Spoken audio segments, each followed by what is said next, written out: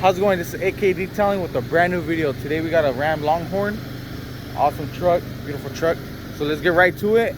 And you're gonna see clips on how I clean on the basic. But I'm also gonna be using the air gun and also the brush to clean out some of the parts, so we could do a little extra so they can maybe call us back to keep on servicing it if they like it. So let's get right to it.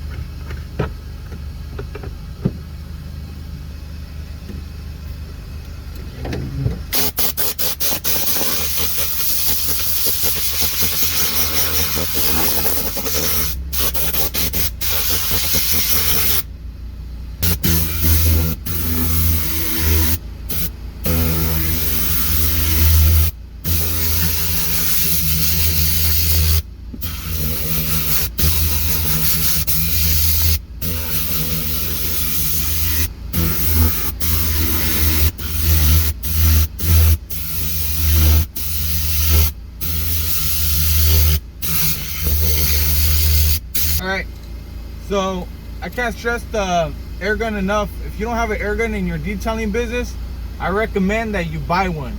The reason is, sometimes you don't even have to vacuum the carpet or the seats. All you have to do is, shoot it with the air gun, throw everything out, and makes it much easier.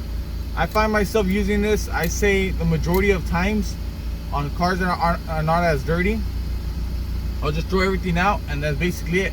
With the vacuum, the problem is when there's like little lint or like hairs from the dog, sometimes when they're just on there, it tends to sometimes not even suck it out, and it takes you a while, and you're constantly fighting that hair or whatever it is, but with the air gun, it literally picks it up and it throws it right out.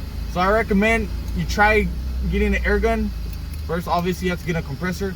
And then also I have another air gun that I'm going to show you guys after the video that I also like, but there's only some issues about it that I tend to not end up getting it again. So I got this new air gun and I'm enjoying it, and it's much easier to get around, and I'll show you guys why.